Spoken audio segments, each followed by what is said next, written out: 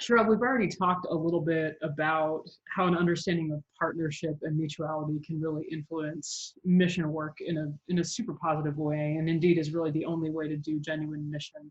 How can the model for mutual learning be fostered during the trip itself?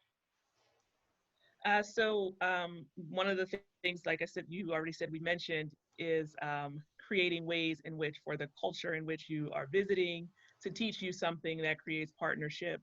I think another way is if you can find an activity that the two could do together. So rather than just a service or an activity that you're coming to provide, but find something that allows for us to work together.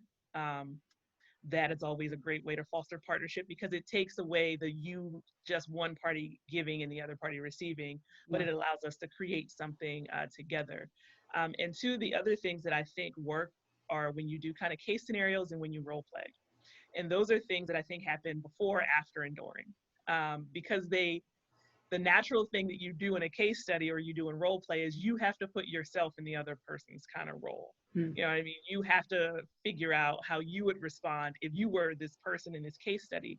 And so before you get there, doing case studies with your group where they have to be the party that is receiving, or, you know, kind of if you put them in situations that are what we don't want, which is coming in and the person who is assisting being in an authoritative kind of standpoint, and you give them this role play situation where they're made to feel like they should just be grateful that you're helping at all, it Hmm. naturally brings out all of those emotions for them, and they'll be able to identify it in themselves when they feel it and what made them feel it. So that's the part that happens before, So so you that do when these you're in there. you do these in groups before the trip, and you talk about them in like meetings and stuff like that. Yes, we do them before the trip. We just kind of huge group setting, whoever's going on the trip. We get them all in the room. You know, everybody kind of, you pick one out of the little bowl or the little hat, and then you and whoever your role play partner is, you role play it for the whole group, Huh. and the group responds to Yeah. what just took place. And that is a moment of teaching and learning, because we know it when we see it, we know it when, you know, we hear it, but sometimes when it's us, we have trouble picking up on it. And so what you're doing in that moment is you're bringing it to the surface for them, and you're making them more aware of it, so that hopefully when they go on this trip, it's in the forefront of their minds.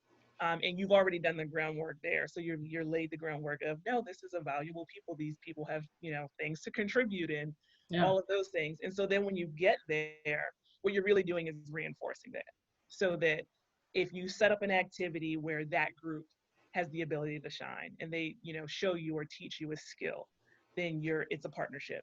If you set up an activity where you're doing something together, then it's a partnership. Hmm. And then the other side of that is the thing that you do while you're there is when you see it happening. Don't be afraid to pull the kids aside and say, hey, remember when we talked about, Hmm.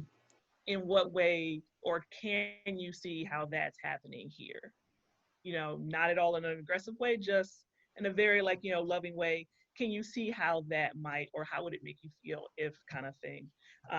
One of the ways in which we did that is my church collects toys during Christmas, like a lot of churches do. But the proviso for us is that the youth then visit a local orphanage. Hmm. But we don't just drop the toys off. It's a Christmas party, so that when we go, we're there for a while. And it's everything from playing games, you know, board games. There's a dance contest. You decorate the tree together. So you're creating an experience in which you're building relationships and not just providing a service. So yes, we're giving the toys to these kids, and yes, we've collected them, you know, for these kids, kind of thing. But it also creates a back and forth. So an easy activity for them to work together on: you build a gingerbread house, and somebody at the end, you know, maybe you keep the house, maybe the other person keeps the house. One of the things we've done, or we did one time, is the kids, while at the orphanage, made Christmas cards. They came back to the church and were hung up around the church.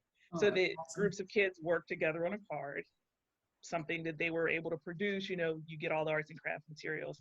So that we've taken this moment that could be about these poor kids who don't have what we have, and we said, hey, here's a group of kids, why don't we befriend them? And Hmm. it's about the friendship and the relationship, and not just what each group has to offer. Yeah, yeah. And it turns that concept, that very old concept of mission being about I have something and you don't, totally on its head. because it's about relationship. And it's really the model that Jesus had, right? Of Right. accompanying people on their journey and meeting them where they were, people who were vastly different than he was, Right. and honoring that. Yeah. Thank you.